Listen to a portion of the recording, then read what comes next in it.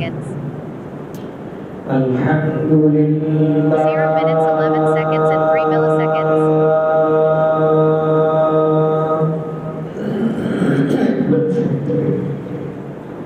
Alhamdulillah. 0 minutes 23 seconds and 39 milliseconds. 0 minutes 24 seconds and 59 milliseconds.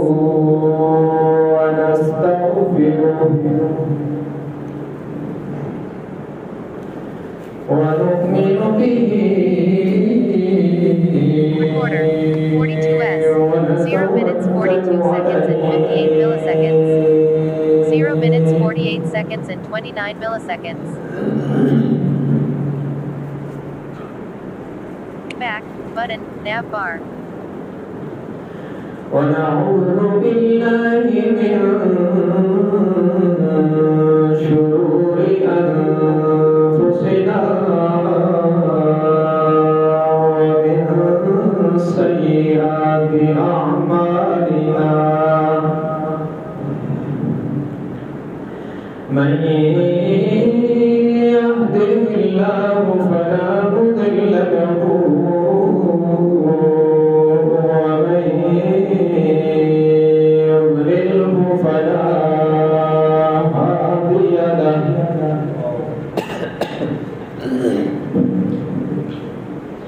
ونشهد أن لا إله إلا الله وحده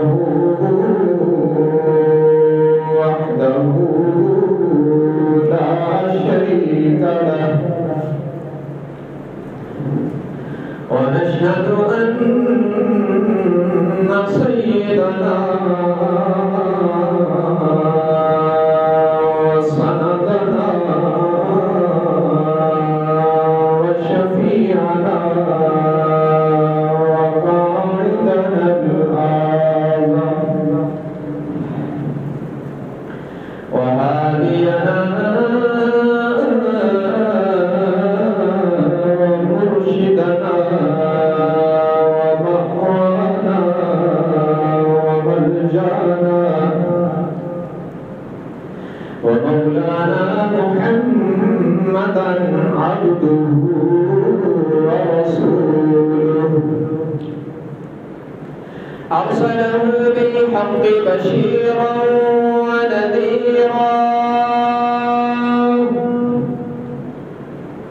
وداعيا إلى الله بإذنه وسراجا منيرا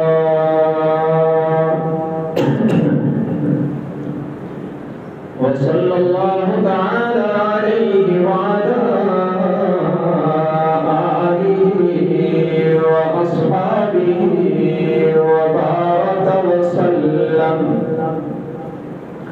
وبارك وسلم تسليما كثيرا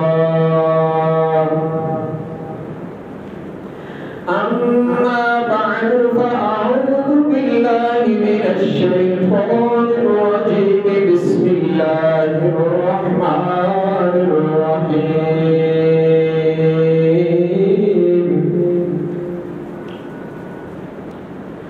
محمد رسول الله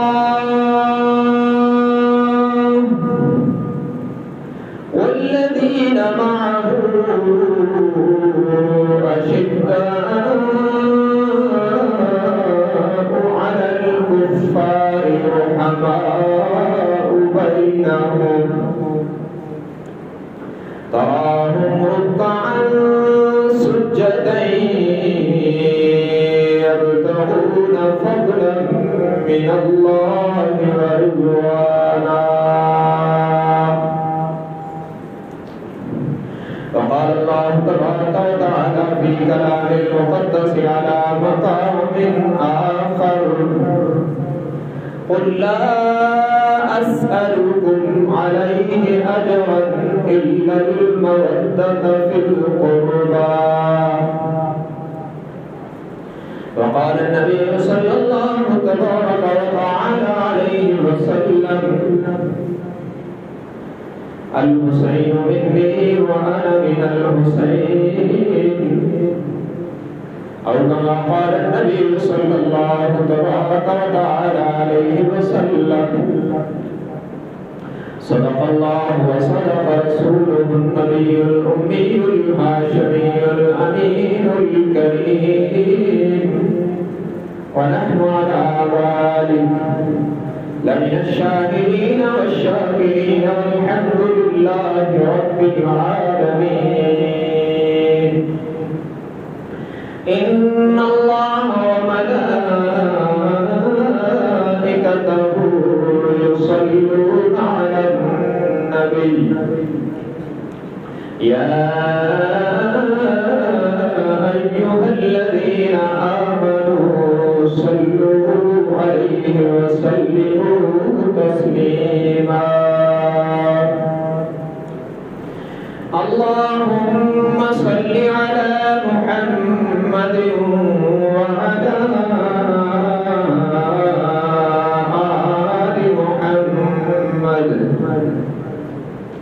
كما صليت على إبراهيم وعلى آل إبراهيم إنك حميد مجيد. اللهم بارك على محمد وعلى آل محمد كما باركت على إبراهيم وعلى آل إبراهيم إنك حميد مجيد.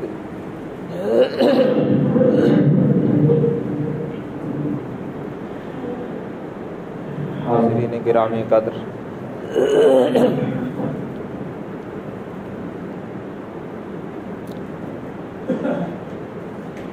نواسۂ رسول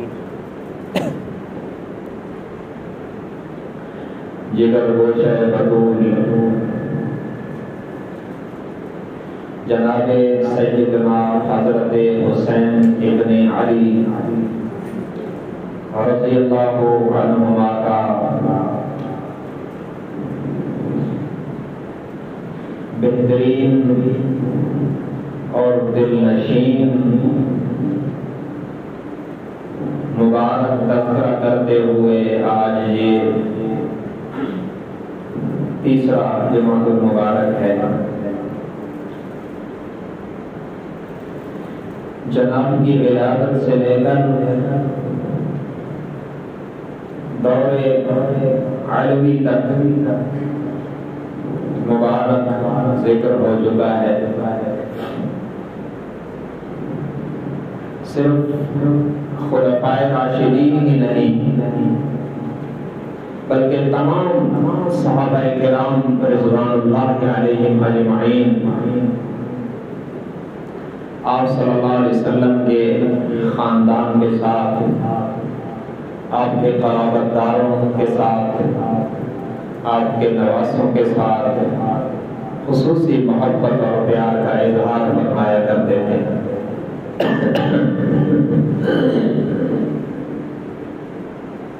جناب عبداللہ ابن عباس رضی اللہ عنہما حضور صلی اللہ علیہ وسلم کے چچا کے بیٹے ہیں اور اونچے درجے کے صحابہ کرام میں ہیں.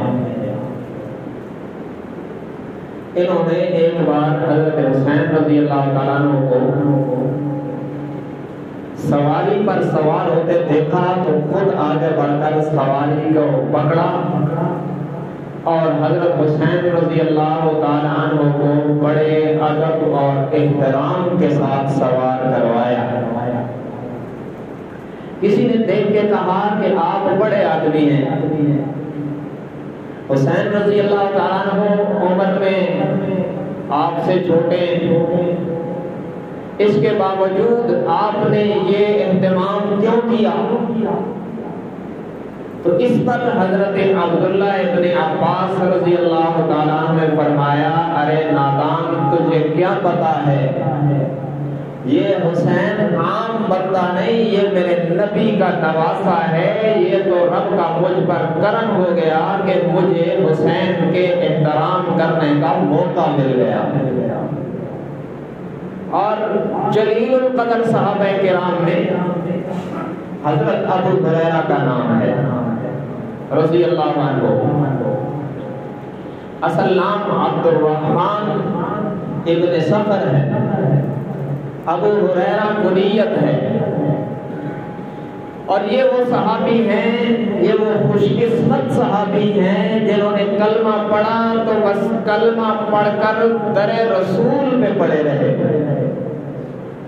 سن 7 ہجری میں حضرت ابو ہریرہ نے کلمہ پڑھا، یہ یمنی ہے، اور سن 11 ہجری میں حضور کی وفات ہو گئی۔ چند سال ملے ہیں،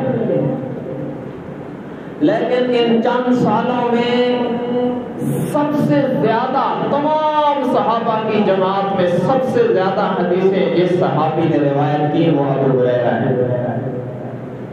5374 حدیثوں کے راوی ہیں، اور ہر وقت بس بارگاہ رسالت سے چمٹی رہے جب تک حضور دنیا میں رہے۔ جلیل القدر صحابہ میں ہے۔ حضرت حسین رضی اللہ تعالیٰ کے ساتھ ان کا رویہ کیا ہے؟ مختلف تاریخ کی کتابوں میں ہے کہ مدینہ منورہ کے باہر ایک جنازہ تھا، حضرت ابو ہریرہ رضی اللہ تعالیٰ عنہ بھی جنازے میں حاضر ہوئے اور حضرت حسین رضی اللہ تعالیٰ عنہ بھی تشریف لے گئے۔ واپسی پر پیدل سفر کرتے ہوئے حضرت حسین رضی اللہ تعالیٰ عنہ کو تھکاوٹ اور گرمی محسوس ہوئی تو ایک درخت کے سائے میں حضرت حسین رضی اللہ تعالیٰ عنہ تشریف فرما ہوئے۔ حضرت ابو ہریرہ بھی ان کے ساتھ بیٹھ گئے اور اپنی مبارک چادر اتار کے حضرت حسین کے پاؤں سے گرد و غبار صاف کرنے لگے۔ اس پر حضرت حسین رضی اللہ تعالیٰ نے فرمایا کہ آپ یوں کیوں کر رہے ہیں؟ تو حضرت ابو ہریرہ نے فرمایا آپ کی قدر و منزلت جو مجھے معلوم ہے اگر ان سارے لوگوں کو معلوم ہو جائے تو میں تو صرف آپ کے پاؤں صاف کر رہا ہوں، یہ آپ کو کندھوں پہ اٹھا لیں۔ یہ ہے صحابہ کرام کا ادب اور احترام حضرت حسین کا، حضرت حسن کا۔ اور کیوں ہے؟ صحابہ کی نظر میں ہے کہ وہ علی کے بیٹے ہیں، اور اگر معالم دیکھیں تو وہ نبی کے بیٹے ہیں، حضور کے لاڈلے ہیں۔ آپ کی قرابت کو صحابہ سلام کر رہے ہیں۔ اس قسم کے 20 واقعات ملتے ہیں۔ مشہور صحابی رسول اور گورنر مصر حضرت عمر ابن عاص رضی اللہ تعالیٰ عنہ جلیل القدر صحابہ میں بیت اللہ کے سائے میں تشریف فرمائے، سامنے سے حضرت حسین گزرے تو فرمایا لوگوں سنو، اس وقت زمین پر سب سے افضل شخص کسی نے دیکھنا ہے تو حسین کو دیکھنا رضی اللہ عنہ۔ یہ صحابہ کرام کی نظر میں تمام صحابہ حضرت حسین کا ادب و احترام کرتے تھے۔ بہت واقعات ہیں، میں سارے واقعات کو دوہراؤں تو وقت یہیں پہ ختم ہو جائے گا۔ حضرت علی کی شہادت کے بعد عراق اور حجاز کے مسلمانوں نے حضرت حسن کے ہاتھ میں بیعت کی، اور شام اور گرد و نواح کے مسلمانوں نے حضرت معاویہ کے ہاتھ میں بیعت کر رکھی تھی۔ اسلامی سلطنت کا شیرازہ بکھرا ہوا تھا۔ حضرت حسن نے دشمن کی چالوں کو بھانپ لیا، اور تقریباً 6 ماہ بعد حضرت معاویہ سے صلح کر کے ان کے ہاتھ پہ بیعت کر لی، اور انہیں امیر المومنین تسلیم کر لیا، اپنی خلافت سے دستبردار ہو گئے۔ تو اب پوری سلطنت حضرت معاویہ کے زیر لگی۔ حضرت حسن رضی اللہ تعالیٰ نے حضرت معاویہ کے ہاتھ پہ بیعت کی، اور یہ ہماری کتابوں میں بھی ہے اور شیعہ حضرات کے جو علماء گزرے، دیکھیں عالم عالم ہوتا ہے چاہے وہ کسی فرقے کا ہو، مشہور شیعہ عالم دوسری صدی کا بندہ ہے علامہ ابو عمر کشی، اس نے ایک کتاب لکھی ہے جس کا نام ہے رجال کشی۔ اس رجال کشی کا جو ایڈیشن تہران سے طبع ہوا ہے، پاکستان سے نہیں، ایران سے اور تہران سے، اس کے صفحہ 72 پر یہ موجود ہے کہ حضرت حسن رضی اللہ تعالیٰ عنہ نے بیعت کی، حضرت حسین رضی اللہ تعالیٰ عنہ نے بیعت کی، حضرت علی کی فوج کا کمانڈر تھا حضرت قیس بن سعد، اس نے آنکھوں میں حضرت حسن و حسین کو کہا، کیونکہ وہ آدمی تھا جو حضرت معاویہ سے لڑ چکا تھا اور حضرت علی کی فوج کا کمانڈر تھا، اس نے آنکھوں میں اشارہ کیا کہ جب آپ لوگوں نے بیعت کر لی تو ہو گئی نا۔ حضرت حسن رضی اللہ تعالیٰ نے اسے فرمایا قم یا قیس فبایعہ فإنہ امامی، قیس کھڑے ہو جا اور معاویہ کے ہاتھ پہ بیعت کر، اس لیے کہ معاویہ میرا امام ہے۔ یہ محبت اور احترام ہے غلط فہمیاں دور ہونے کے بعد۔ اور حضرت حسن ان کے ہاں 12 اماموں میں دوسرے نمبر پہ ہیں۔ ہم یہ عرض کرتے ہیں کہ جس معاویہ کو حضرت حسن نے امام مانا ہے، تم بھی اس کا احترام کرو تو سارے جھگڑے ختم ہو جائیں۔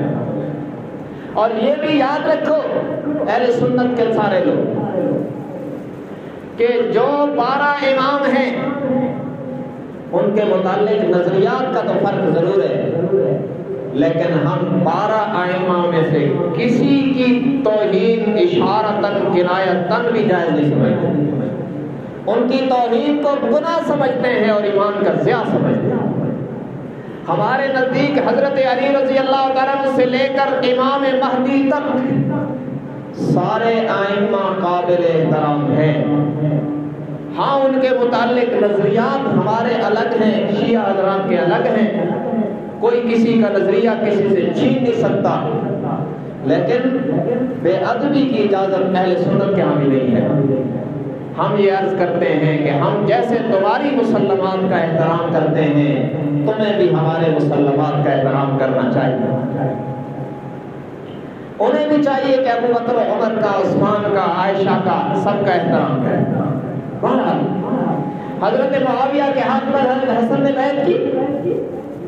اس بیعت کے ہو جانے کے بعد حضرت معاویہ نے ان شہزادوں کو نوازنے میں کوئی کمی نہیں کی، یہاں تک کہ ابن عساکر وغیرہ میں ہے کہ بسا اوقات ایک مجلس میں حضرت معاویہ ان شہزادوں کو 2 لاکھ درہم ہدیہ پیش فرماتے ہیں، اور یہ حضرات اسے قبول فرماتے اور یہ وقتی ہدایہ ہوتے تھے۔ سالانہ وظائف بھی حضرت معاویہ نے ان حضرات کے مقرر کیے تھے۔ اس کی دلیل یہ ہے حضرت عثمان علی حجویری رحمہ اللہ، جن کا لاہور میں دربار ہے، لوگ جنہیں کہتے ہیں داتا علی حجویری، ان کا اپنا نظریہ، اگرچہ ہمارے نزدیک داتا وہی ہے جو سب کو دیتا ہے اور اس کے خزانے میں کمی نہیں آتی، اور وہ صرف ایک اللہ ہے اور کوئی نہیں۔ یہ ان کا نام عثمان علی حجویری، انہوں نے کتاب لکھی ہے کشف المحجوب، اس کے 8ویں باب میں لکھا ہے کہ حضرت حسین رضی اللہ تعالیٰ عنہ کے دربار میں ایک شخص آیا، سوالی مانگنے والا، اسے حضرت حسین رضی اللہ تعالیٰ نے فرمایا تھوڑی دیر انتظار کرو، معاویہ کی طرف سے ہمارا وظیفہ آنے والا ہے، تمہیں دیں گے۔ کچھ وقت گزرا تو ایک شخص 5 دینار سے بھری ہوئی 5000 دینار کی 5 تھیلیاں لایا، اور حضرت حسین کی خدمت میں پیش کر کے عرض کیا کہ معاویہ نے یہ 5000 دینار بھیجے ہیں اور ساتھ معذرت بھی کی ہے کہ تھوڑا سا ہدیہ قبول فرمائیں، جلد آپ کی خدمت میں اس سے زیادہ ہدیہ روانہ کیا جائے۔ حضرت حسین رضی اللہ عنہ یہ 5000 دینار، میں آج کے دور میں میرے پاس لفظ کوئی نہیں ہے، میں سمجھانے کے لیے کہتا ہوں 5000 ڈالر، اگرچہ ڈالر کی وہ قدر نہیں ہے جو اس وقت دینار کی تھی، کوئٹی دینار، اتنا پیسہ پیش کیا جو لاکھوں میں بنتا تھا، مگر حضرت حسین نے بھی تو سخاوت کے گر فاطمہ اور علی سے بلکہ نبی سے سیکھے تھے، انہوں نے 5000 دینار کی تھیلیاں اٹھا کر سائل کی جھولی میں ڈالی۔ تو اب میرے کہنے کا مقصد یہ ہے کہ حضرت معاویہ کا اور ان شہزادوں کا خوشگوار تعلق رہا، اور جب حضرت حسن کی وفات ہوئی نا سن 47 ہجری میں مدینہ منورہ کے اندر، تو حضرت حسن کا جنازہ بھی اس شخص نے پڑھایا جو مدینہ منورہ میں حضرت معاویہ کی طرف سے گورنر تھا، سعید بن عاص اموی۔ اس نے حضرت حسین سے کہا آپ جنازہ پڑھائیں، مگر حضرت حسین نے فرمایا کہ نہیں، آپ گورنر ہیں، والی مدینہ ہے، جنازہ بھی آپ پڑھیں۔ یہ بھی اعتماد کی دلیل ہے۔ اور پھر سن 49 یا 51 ہجری، حضرت معاویہ کے دور میں سن 49 یا 51 ہجری، مؤرخین کو اس کے سن میں اختلاف ہے، غزوہ قسطنطنیہ ہوا۔ البدایہ والنہایہ میں اس کی تفصیل آئی ہے، اور مختصر تاریخ ابن عساکر میں اور تاریخ دمشق میں وغیرہ بہت ساری تاریخ کی کتابوں میں اس کی ڈیٹیل آئی ہے۔ یہ وہ جنگ ہے کہ میرے آقا نے فرمایا تھا جو اس میں شریک ہوگا اس کے سابقہ سارے گناہ معاف ہو جائیں۔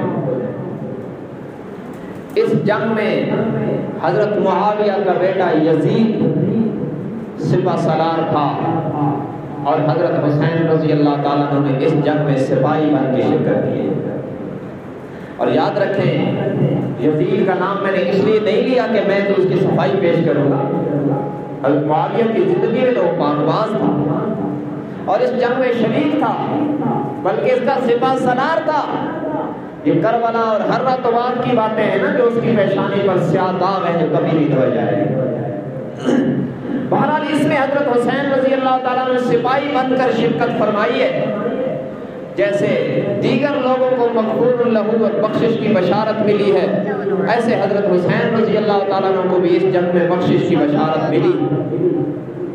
پھر سن 60 ہجری میں حضرت معاویہ رضی اللہ تعالیٰ عنہ کی وفات ہوئی۔ سن 60 ہجری 22 رجب یہ حضرت معاویہ کی وفات کا دن ہے۔ آپ نے وفات سے پہلے اس طرف توجہ فرمائی کہ میرے بعد میرا جانشین کون ہونا چاہیے۔ بہت سے لوگوں کی رائے تھی کہ آپ کا جانشین آپ کا بیٹا یزید ہونا چاہیے، اور بڑے بڑے صحابہ کی رائے یہ بھی تھی کہ یزید کو جانشین نہیں ہونا چاہیے۔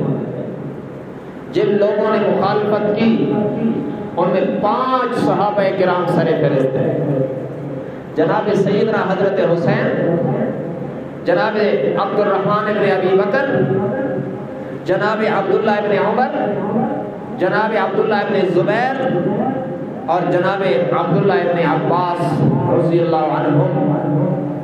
ان 5 صحابہ کی رائے تھی کہ یزید کو آپ کا جانشین نہیں ہونا چاہیے، لیکن دوسری طرف جمہور جو حضرت معاویہ کے ساتھی تھے صحابہ و تابعین، ان کی رائے تھی کہ یزید کو بھی آپ کا جانشین ہونا چاہیے۔ بہرحال حضرت معاویہ نے اپنے دور خلافت میں آخری ایام میں یزید کی بیعت کرنے کے لیے اہتمام کیا، لیکن جن لوگوں نے بیعت نہیں کی ان پر سختی نہیں فرمائی۔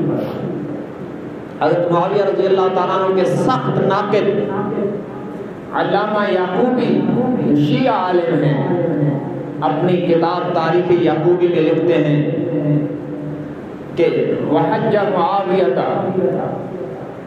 سنتین قبل وفاتہ فتعلف القوم ولم یکرہم علی البیت، کہ حضرت معاویہ رضی اللہ تعالیٰ عنہ نے اپنی وفات سے 2 سال پہلے بیت اللہ کا حج کیا، قوم نے انہیں خوب پیار و محبت دی اور انہوں نے یزید کی بیعت کرنے پر ترغیب بھی دی، لیکن جنہوں نے یزید کی بیعت نہیں کی حضرت معاویہ نے ان پر کوئی سختی نہیں فرمائی۔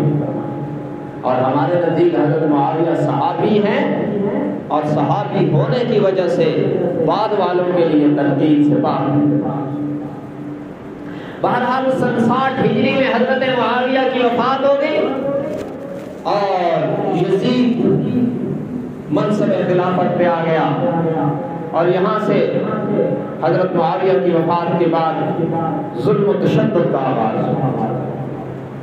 یہ جب منصب خلافت پہ آیا تو جن 5 صحابہ نے بیعت نہیں کی ان میں سے حضرت عبد الرحمن ابن ابی بکر کی تو وفات ہو گئی، حضرت معاویہ سے پہلے ان کی وفات، اور حضرت عبداللہ ابن عباس اور حضرت عبداللہ ابن عمر رضی اللہ عنہ انہوں نے حکمت کے تحت حضرت معاویہ کی وفات کے بعد یزید کی بیعت کر لی، مگر حضرت عبداللہ ابن زبیر اور حضرت حسین نے موت تک یزید کی بیعت نہیں کی۔ یہ یزید کو خلیفہ برحق نہیں سمجھتے تھے، نہیں بیعت کی۔ گورنر مدینہ حضرت حسین رضی اللہ تعالیٰ عنہ کو کہتے ہیں کہ آپ یزید کی بیعت کریں، جبکہ یزید کو حضرت معاویہ رضی اللہ تعالیٰ عنہ نے آخری وصیت میں فرمایا تھا کہ حسین ابن علی کا خاص خیال کرنا، لیکن کاش کہ وہ اپنے والد کی وصیت کا خیال بھی رکھتا۔ حضرت حسین رضی اللہ تعالیٰ عنہ کہا کہ آپ بیعت کریں، انہوں نے کہا سوچیں گے، اور رات ہی رات حضرت حسین رضی اللہ تعالیٰ عنہ مدینہ منورہ سے مکہ مکرمہ ہجرت کر کے چلے گئے، اور ادھر سے کوفہ والوں نے خط لکھنا شروع کیا۔ کوفہ والے وہی ہیں جن کے پاس پہلے حضرت علی شہید ہو چکے تھے، انہوں نے حضرت حسین کو خط لکھنا شروع کیے کہ آپ یہاں تشریف لائیں، ہم آپ کے راہوں میں پلکیں بچھائیں گے اور آپ کو خلیفہ مانیں گے، ہم یزید کے گورنر کے پیچھے نمازیں نہیں پڑھتے وغیرہ وغیرہ۔ اور یہ خط 1-2 نہیں، ہزاروں کی تعداد میں لکھی۔ اس پر حضرت حسین رضی اللہ تعالیٰ عنہ نے اکابر صحابہ سے مشورہ کیا۔ یہ واقعہ کربلا شروع ہوا ہے، اکابر صحابہ سے مشورہ کیا، انہیں خط دکھائے کہ مجھے کیا کرنا چاہیے۔ مکہ مکرمہ میں موجود تمام اکابر صحابہ نے کہا یہ کوفی غدار ہیں، آپ کو ان کے پاس نہیں جانا چاہیے۔ حضرت عبداللہ ابن عباس نے فرمایا اگر میرے لیے یہ عار نہ ہوتی تو میں آپ کے بالوں کو پکڑ کے روک لیتا اور آپ کو کوفہ نہ جانے دیتا۔ حضرت عبداللہ ابن عمر نے کہا ان اہل العراق قوم مناکیر، یہ عراق والے بے وفا ہیں، رنگ بدل جاتے ہیں، آپ نہ تشریف لے جائیں، وہ غداری کریں گے۔ اور بعض صحابہ نے یہاں تک کہا کہ آپ کو بلانے والے ہی آپ کے خلاف تلواریں اٹھا کے آئیں گے، یہاں تک کہ حضرت حسین کے بھائی محمد بن علی، جنہیں محمد بن حنفیہ کہا جاتا ہے، انہوں نے حضرت حسین رضی اللہ تعالیٰ عنہ کے ساتھ اپنے خاندان کو جانے سے بھی روک دی کہ اگر آپ نے جانا ہی ہے تو میرا خاندان تو نہیں آتا، کیونکہ کوفہ والے غدار ہیں، آپ کا انجام ٹھیک نہیں ہوگا۔ مگر حضرت حسین رضی اللہ تعالیٰ عنہ اپنی جگہ مجتہد تھے اور ان کے اتنے خطوط کو دیکھ کر اعتماد کر رہے تھے۔ یاد رکھنا ہم مشورہ دینے والوں کا بھی احترام کرتے ہیں اور کردار حسین کو بھی سلام کرتے ہیں۔ ہمارے نزدیک دونوں قابل احترام ہیں، مشورہ دینے والے بھی مخلص تھے اور کربلا جانے والے حضرت حسین اور ان کے ساتھی بھی مخلص تھے۔ جب بڑے بڑے صحابہ نے منع کیا تو حضرت حسین رضی اللہ تعالیٰ نے فرمایا چلیں ایک اور کام کر لیتے ہیں، پہلے ایک بندہ بھیج کر تحقیق کر لیتے ہیں، احوال معلوم کروا لیتے ہیں کہ وہاں کے حالات کیا ہیں، اس کے بعد فیصلہ کریں گے۔ چنانچہ اس کام کے لیے حضرت مسلم ابن عقیل رضی اللہ تعالیٰ عنہ کی ڈیوٹی لگی۔ یہ حضرت حسین کے چچا زاد بھائی ہیں، حضرت علی، حضرت جعفر اور حضرت عقیل، یہ تینوں جناب ابو طالب کے وہ بیٹے ہیں جنہیں شرف صحابیت حاصل ہے۔ تو یہ حضرت عقیل کے بیٹے اور حضرت حسین کے چچا زاد بھائی تھے، ان کو بھیجا گیا۔ اور عجیب اتفاق ہے کہ ان کے ساتھ دو چھوٹے چھوٹے بچے محمد اور ابراہیم بھی چلے۔ حضرت مسلم نے فرمایا بیٹا آپ نہ چلو، امی کے ساتھ رہو، میں حالات معلوم کر لوں گا تو پھر آپ آ جانا۔ مگر جتنا حضرت مسلم منع کر رہے تھے اتنا ہی یہ بچے ساتھ جانے پر اصرار کر رہے تھے۔ آپ دیکھیں نا، حضرت حسین اعلیٰ درجے کے صحابی، مگر حضرت حسین کو بھی نہیں پتا کہ بھیجے جانے والے قاصد کے ساتھ کیا ہوگا، اور قاصد کو بھی نہیں پتا کہ میری تحریر کے نتیجے میں آنے والے جناب حسین اور ان کے ساتھیوں کے ساتھ کیا ہوگا۔ کربلا کا یہ واقعہ ہمیں بتلاتا ہے کہ عالم الغیب فقط اللہ ہے اور کوئی نہیں۔ عالم الغیب وہی ہے جس نے قرآن کے صفوں پر اعلان کیا قُلْ لَا يَعْلَمُ مَنْ فِي السَّمَاوَاتِ وَالْأَرْضِ الْغَيْبَ إِلَّا اللَّهُ وَمَا يَشْعُرُونَ أَيَّانَ يُبْعَثُونَ۔ فرمایا میرے محبوب، منصب نبوت کی بلندیوں سے انہیں میرا قانون بتلا دیجئے، منصب نبوت کی بلندیوں سے انہیں میرا ضابطہ اور میرا لا بتا دیجئے، میرا قانون سمجھا دیجئے۔ لا يعلم من في السماوات والأرض الغيب إلا الله۔ انہیں بتلا دیجئے کہ زمین و آسمان کے خفیہ رازوں کو سوائے اللہ کے کوئی نہیں جانتا۔ وَمَا يَشْعُرُونَ أَيَّانَ يُبْعَثُونَ۔ اور جنہیں تم عالم الغیب سمجھ کر ان کی پوجا کر رہے ہو، انہیں تو یہ بھی نہیں پتا کہ کب قبروں سے زندہ کر کے اٹھائے جائیں گے۔ یہ جناب مسلم بن عقیل جا رہے ہیں، کم سن بچوں کو بھی ساتھ لے کے جا رہے ہیں، پتہ نہیں ہے کہ ایک وقت آئے گا ان کی لاش بھی کوفے کے چوک پہ لٹکتی نظر آئے گی اور دو بچوں کی لاشیں سر جدا کر کے نہر میں بہا دی جائیں گی۔ ابھی انہیں علم نہیں ہے کہ ان کی تحریر کے نتیجے میں جناب حسین آئیں گے تو ان کا سر بھی نیزے پہ لٹکتا نظر آئے گا۔ کیوں معلوم نہیں؟ اس لیے کہ وَعِندَهُ مَفَاتِحُ الْغَيْبِ، غیب کی ساری چابیاں اللہ کے پاس ہیں۔ جسے رب نہ بتلائے، اور رب بتلائے تو پیغمبر بھی جانتے ہیں، رب نہ بتلائے تو امام الانبیاء کو بھی نہیں۔ یہ قانون ہے میرے اللہ کا۔ تو یہاں سے مکہ مکرمہ سے جناب مسلم ابن عقیل رضی اللہ عنہ اپنے دو معصوم بچوں کے ساتھ چلے۔ یہ حضرت حسین کا سفیر ہے، اور یاد رکھنا میں جناب حسین ابن علی کے سفیر جناب مسلم ابن عقیل کو بھی عقیدت کا سلام کرتا ہوں، اور جناب محمد الرسول اللہ صلی اللہ علیہ وسلم کے سفیر جناب عثمان ابن عفان کی عظمتوں کو بھی سلام کرتا ہوں۔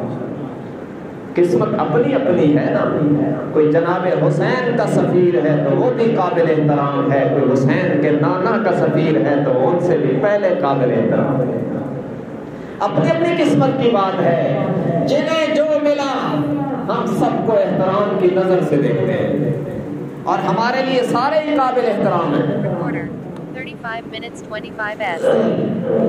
یہ یہاں سے چلے کوفہ پہنچے، کوفے کے گورنر ہیں جناب نعمان ابن بشیر رضی اللہ عنہ، بلکہ رضی اللہ عنہ حضرت نعمان بھی صحابی ہیں اور حضرت بشیر بھی صحابی ہیں۔ 35 minutes 45 seconds and یہ جب 97 پہنچے ہیں نا مسلم بن عقیل تو ہزاروں کی تعداد میں لوگوں نے ان کی بیعت لی۔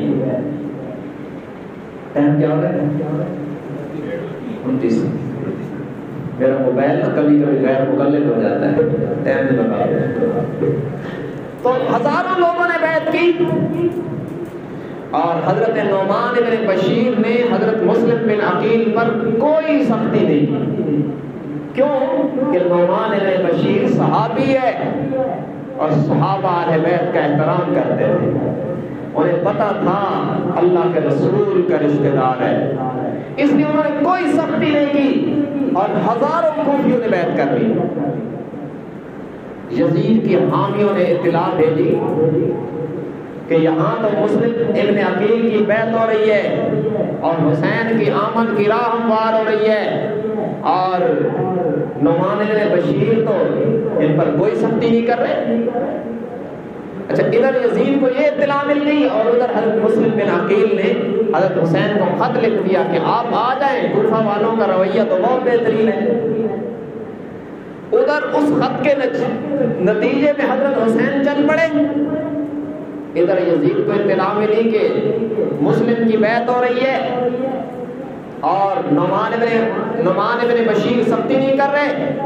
اس میں فوراً نعمان ابن بشیر، اور یہ نعمان ابن بشیر وہ ہے جس کو حضرت معاویہ نے کوفہ کا گورنر بنایا تھا، یزید نے فوراً اس کو برطرف کر دیا اور کوفہ کا گورنر بنایا عبید اللہ ابن زیاد بدبخت کو، اور اس نے کوفہ کی جامع مسجد میں آتے اعلان کیا کہ جو مسلم کا ساتھ دے گا اس کی گردن کو تن سے جدا کر دیا جائے گا۔ تو جن لوگوں نے ہزاروں کی تعداد میں مسلم بن عقیل کی بیعت کی تھی سارے پیچھے چلے گئے۔ وہ صحابہ نے جو کہا تھا نا کہ یہ غدار ہیں، رنگ بدل جاتے ہیں، اس کا منظر سامنے آ گیا، اور حضرت مسلم بن عقیل جس شخص کے گھر میں تھے نا اس کا نام ہے ہانی بن عروہ، وہ بھی شہید ہے۔ وہ گھر میں آیا پریشان ہے، حضرت مسلم بن عقیل نے فرمایا کیا بات ہے؟ اس نے کہا آج کوفہ کی گلیوں میں اعلان ہو رہا ہے کہ جس کے گھر سے مسلم بن عقیل برآمد ہوگا اسے قتل کر دیا جائے گا، اور مسلم بن عقیل کو بھی قتل کر دیا جائے گا۔ اور سارے کوفہ والے ساتھ چھوڑ گئے مسلم کا۔ حضرت مسلم بن عقیل نے فرمایا پریشان نہ ہو، ہم رسول اللہ کا خاندان کسی کو تکلیف میں مبتلا نہیں کرتے، میں تیرے گھر سے نکل جاتا ہوں تاکہ تجھے کوئی تکلیف نہ ہو۔ اس نے کہا نہیں، میری قسمت جاگی کہ میری تحلیل پر رسول اللہ کے خاندان کے چشم و چراغ کے قدم آئے ہیں، جب تک زندہ ہوں آپ کو اپنے گھر سے نہیں نکلنے دوں گا، قربانی دوں گا۔ چنانچہ عبید اللہ ابن زیاد کو اس کے خفیہ رضاکاروں نے اطلاع دی، ہانی بن عروہ اور مسلم بن عقیل دونوں کو پکڑ لیا گیا اور دونوں کو قتل کر دیا گیا، اور مسلم ابن عقیل کی لاش کو کوفہ کے مین چوک پر لٹکا دیا گیا اور کہا گیا کہ جو ان کی حمایت کی بات کرے گا اس کا انجام یہی ہوگا۔ ادھر سے حضرت حسین کو پتہ نہیں کہ ان کا قاصد شہید ہو چکا ہے اور اس کی لاش کوفہ میں لٹک رہی ہے، اس لیے کہ عالم الغیب فقط میرا اللہ ہے۔ اور یہ رب العالمین کا عجیب قانون ہے، جو اس کا پیارا ہوتا ہے، جتنا پیارا ہوتا ہے اتنا آزمایا جاتا ہے۔ میرے نبی نے فرمایا، قال النبی صلی اللہ علیہ وسلم اشد الناس بلاء الانبیاء الامثل فالامثل، فرمایا لوگوں میں سے سب سے زیادہ اللہ انبیاء کا امتحان لیتا ہے، اور پھر جو جتنا نبی کے قریب ہوتا ہے اتنا ہی اس کا امتحان لیا جاتا ہے۔ جناب مسلم ابن عقیل کی لاش کوفہ کے چوک پہ لٹک رہی ہے، اور بار بار کوفہ کے جامع مسجد سے عبید اللہ ابن زیاد کا یہ بدنما اعلان گونجتا ہے کہ جو ان کا ساتھ دے گا یہی لٹکایا جائے گا۔ ادھر مسلم بن عقیل کے دو کم سن بیٹے ہانی بن عروہ کے گھر میں ہیں۔ ہانی بن عروہ کی بیوی نے ان بچوں کو کہا بیٹا بولنا نہیں، کہیں عبید اللہ ابن زیاد اور اس کے حامیوں کو خبر نہ ہو جائے، میں تمہارے ساتھ اور تو کچھ نہیں کر سکتی ہوں، بس اتنا کر سکتی ہوں کہ رات کی تاریکیوں میں کوفہ کے قاضی شریح کے گھر پہنچا سکتی ہوں، وہ تمہیں مدینہ پہنچائے گا۔ اس نے رات کے سناٹوں میں جناب مسلم کے دو کم سن بچوں محمد اور ابراہیم کو قاضی شریح کے گھر پہنچا دیا۔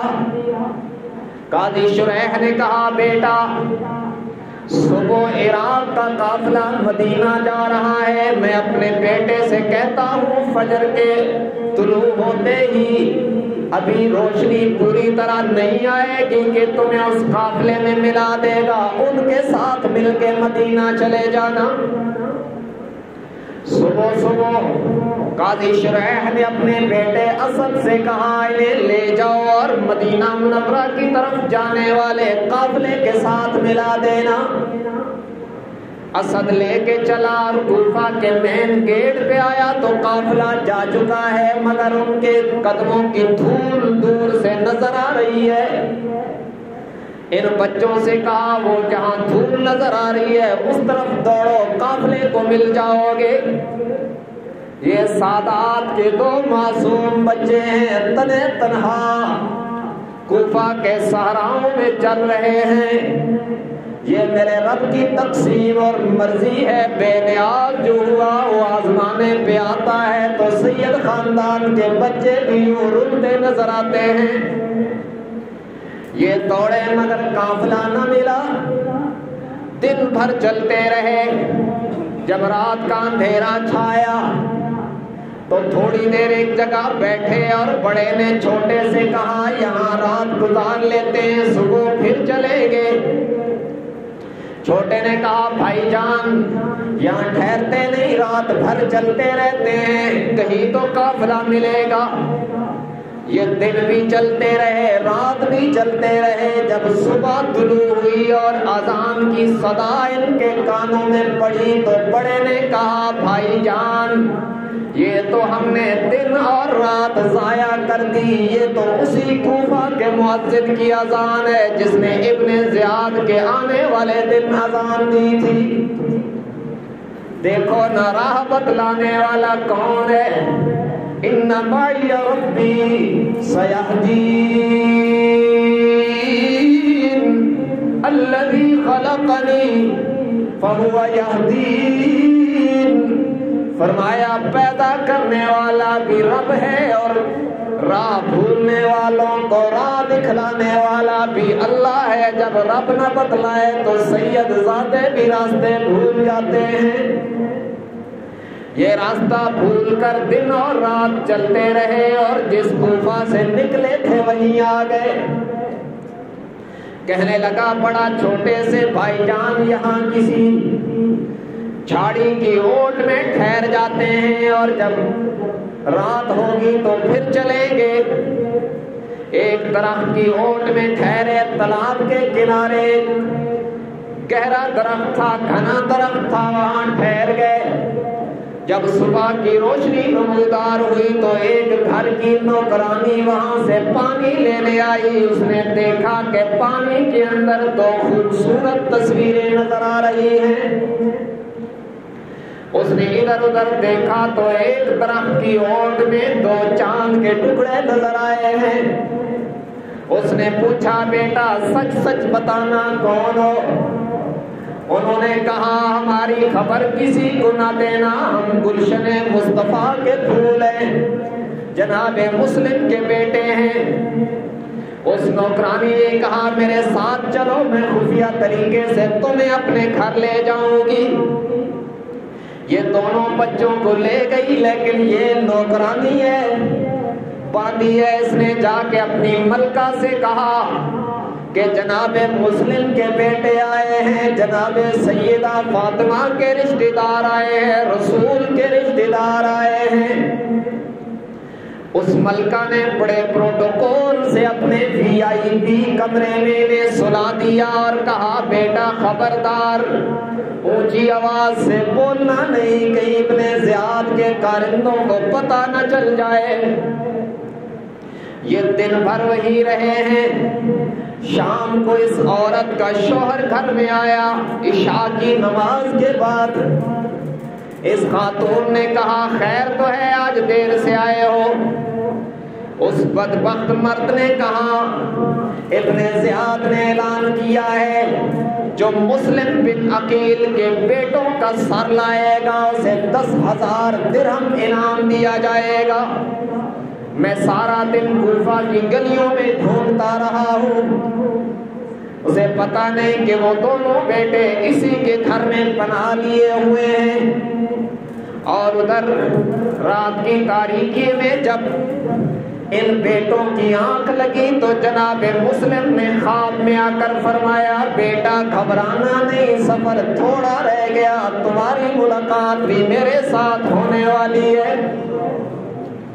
اس پر مسکرا کر آنکھ کھلی اور وہ آپس میں باتیں کرنے لگے۔ اس بدبخت مرد کے کانوں میں بھی آواز پڑ گئی۔ اس نے کہا کون ہے؟ اس خاتون نے کہا یہ کہیں ہمسایوں کے بچوں کی آواز ہوگی، مگر اس نے کہا آواز میرے کمرے سے آ رہی ہے۔ دروازہ کھولا اور دیکھ لیا۔ اس نے کہا ان کا سر جدا کروں گا تن سے۔ خاتون بیوی آگے آئی اور کہا ارے نادان، دیکھ تو صحیح نہ یہ کس کا خون ہے، دیکھ تو صحیح نہ یہ کس کا لہو ہے۔ اس نے کہا تو یہ باتیں کرتی ہے، ادھر 10,000 کی بات ہے۔ اس خاتون نے کہا مجھے باندھی بنا کر کوفہ کے بازاروں میں بیچ دے، میں ساری زندگی نوکرانی بن جاؤں گی، اس سے جو پیسے ملیں گے اس سے اپنی دولت والی پیاس بجھا دینا، مجھے بیچ دے، لیکن علی کا خون، نبی کا خون میرے گھر آیا ہے، اس پر یہ ظلم نہ کر۔ مگر یہ ہوس کا پیاسا، دولت کا بھوکا نہ مانا اور ان دونوں بچوں کو بالوں سے گھسیٹ کے، بالوں سے پکڑ کے گھسیٹ سے گھر سے باہر نکالنے لگا۔ یہ خاتون منتیں کرنے لگی اور کہا کیوں فاطمہ زہرا کو رلاتا ہے کفن میں، کیوں فاطمہ زہرا کو رلاتا ہے کفن میں، دو پھول تو رہنے دو محمد کے چمن میں۔ ارے نادان، یہ گلشن مصطفیٰ کے پھول ہیں جن سے ہمارے گھر کی فضائیں بھی مہک رہی ہیں، یوں نہ کر۔ مگر اس نے ایک نہ سنی، گھر سے باہر گھسیٹ کے لایا۔ یہ عورت بھی ساتھ ہے، گھسیٹتے گھسیٹتے نہر کے کنارے لے گیا اور تلوار نکالی۔ بڑے نے پہلے کہا پہلے مجھے قتل کر دینا، میں اپنے بھائی کو تڑپتا نہیں دیکھ سکتا۔ چھوٹے نے کہا پہلے مجھے مار دو، میں اپنے بھائی کو تڑپتا نہیں دیکھ سکتا۔ اس نے کہا باتیں نہ کرو، اگر کوئی آخری خواہش ہے تو وہ بتا دو۔ انہوں نے کہا بس آخری خواہش ایک ہی ہے، سر دینا عبادت میں ہے دستور ہمارا، بس ایک ہی خواہش ہے، ہمیں آخری دو رکعتیں پڑھنے دے۔ ان شہزادوں نے، گلشن مصطفیٰ کے پھولوں نے، میرے نبی کے خاندان کے دو ہونہار بچوں نے آخری دو رکعتیں پڑھی ہے، الوداعی نماز پڑھی ہے، اور جو ہی نماز سے فارغ ہوئے اس شخص نے تلوار مار کے دونوں کی گردنیں جدا کر کے سر کو اپنی چادر میں لیا اور لاشیں نہر میں بہا دی ہیں۔ سر اپنی چادر میں لیا ہے، لاشیں نہر میں بہا دی ہیں۔ دو لال یہ نہر کے کنارے آ گئے، اوپر سے آواز آئی کہ یہ اللہ کے پیارے آ گئے۔ یہ دونوں کو شہید کر دیا اور دونوں کا سر لے کر عبید اللہ ابن زیاد سے عارضی انعام پا گیا ہے، لیکن حقیقت میں اس لعنت کا مستحق ہوا ہے کہ قیامت کی صبح تک اس کی قبر پر اللہ کی لعنتیں برستی رہیں گی۔ یہ واقعہ کربلا کا پہلا حصہ ہو گیا۔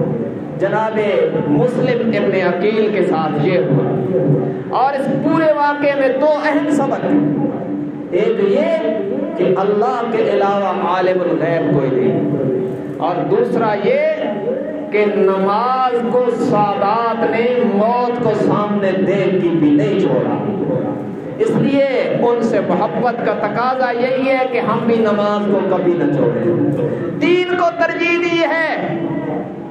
اور دین زندگی میں آتا ہے دینداروں سے وابستگی ہو تو، اور دینداروں سے وابستگی تب ہوتی ہے جب انسان مساجد، مدارس، مکاتب، تبلیغ اور ان شعبوں کے ساتھ متعلق رہتا ہے۔ اسی سے متعلق ایک آخری میں اعلان کر رہا ہوں، انشاءاللہ یہ جو جمعرات آ رہی ہے 9 تاریخ جمعرات کو مغرب کی نماز کے بعد، یہ جو حافظ اللہ یار صاحب کی مسجد ہے تبلیغی مرکز، یہاں پر ایک افتتاحی تقریب ہے مدرسے کی۔ انہوں نے بچیوں کے ادارے کا افتتاح کیا ہے، اور یہ وقت کی اہم ترین ضرورت ہے، جس کی تفصیل تو انشاءاللہ وہاں بتلائیں گے۔ بچیوں کے ادارے کا افتتاح کیا ہے، جس میں پڑھانے کے لیے بھی ایک ماہرہ معلمہ خاتون کا بندوبست کیا گیا ہے۔ بچیوں کو اور عورتوں کو عورت ہی پڑھائے تو بہترین ہوتا ہے۔ تو اس ادارے کی افتتاحی تقریب ہے، اس میں انشاءاللہ مفتی شیر خان صاحب مدد اللہ العالی بھی ہوں گے، دیگر علماء کرام مولانا محمد نواز صاحب بھی ہوں گے، اور انشاءاللہ ان حضرات نے میری ڈیوٹی لگائی ہے کہ ترغیبی گفتگو میں نے وہاں عرض کرنی ہے۔ تو آپ تمام حضرات سے گزارش کرتے ہیں کہ وہاں اس پروگرام میں شریک ہوں، اور خاص طور پر بچیوں کو دین پڑھانے کی جو افادیت ہے نا، اس کو وہاں سمجھیں اور پھر اپنی بچیوں کو دین پڑھائیں اور ایسے اداروں میں بھیجیں تو انشاءاللہ بہت فائدہ ہوگا۔ اس لیے 9 تاریخ بروز جمعرات مغرب کی نماز کے بعد آپ یوں سمجھیں کہ شب جمعہ کا بیان انشاءاللہ دردہ شاہ بلاول میں یہی ہوگا، تو وہاں پر سارے حضرات شریک ہوں۔ اللہ تبارک و تعالی ہم سب کو دین حق کی صحیح سمجھ اور اس پر عمل کی توفیق عطا فرمائے۔ وآخر دعوانا الحمدللہ رب العالمین۔